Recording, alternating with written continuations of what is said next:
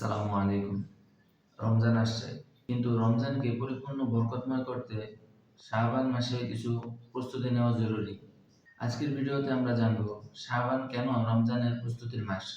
প্রিয় ভাই ও বোনেরা, শাবান হলো রমজানের আগের মাস এবং এটি বিশেষ গুরুত্বপূর্ণ। রাসূল সাল্লাল্লাহু আলাইহি ওয়াসাল্লাম নিজেই শাবান মাসে বেশি বেশি নফল রোজা রাখতেন এবং ইবাদত বৃদ্ধি করতেন। হযরত আয়েশা রাদিয়াল্লাহু তাআলা আনহা বলেন, আমি রাসূল সাল্লাল্লাহু আলাইহি ওয়াসাল্লামকে রমজান ব্যতীত অন্য কোনো মাসে শাবানের তুলনায় এত বেশি নফল রোজা রাখতে দেখিনি। রমজানের আগে রোজার অভ্যাস গড়ে তোলার জন্য শাবান উপযুক্ত মাস। এটি শরীরকে রমজানের জন্য প্রস্তুত করে, নফসের সংযম শেখায়।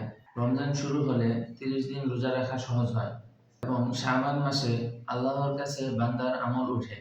উসামা ইবনে যায়েদ রাদিয়াল্লাহু তাআলা আনহু বলেন, আমি রাসূল সাল্লাল্লাহু আলাইহি ওয়াসাল্লামকে জিজ্ঞেস করলাম, ইয়া আল্লাহর রাসূল, আমি আপনাকে শাবান মাসে এত নফল রোজা রাখতে দেখি কেন?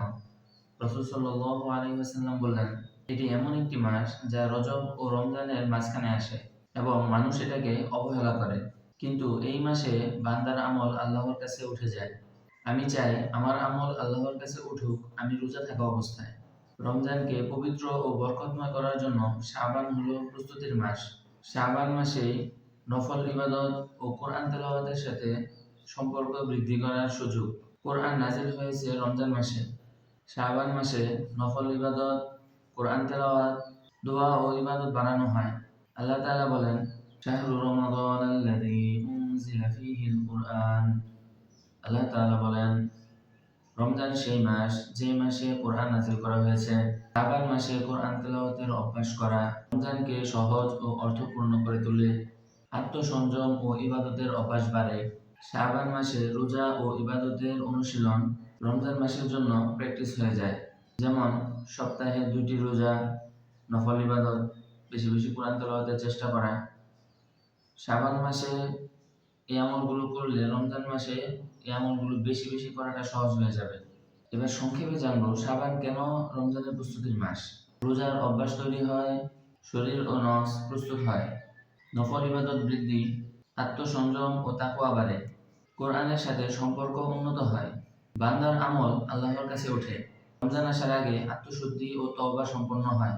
রমজানের আগে প্রতিটি মুসলমানের জন্যই করা জরুরি যেই 5টি কাজ, এই নিয়ে আলাদা একটি ভিডিও আমার ইউটিউব চ্যানেলে দেওয়া আছে।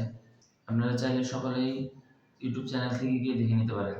প্রিয় ভাই ও বোনেরা, শাবান মাস হলো রমজানের প্রস্তুতির মাস। কারণ এই মাসে রাসূল সাল্লাল্লাহু আলাইহি ওয়াসাল্লাম নফল রোজা ও ইবাদত বৃদ্ধি করতেন।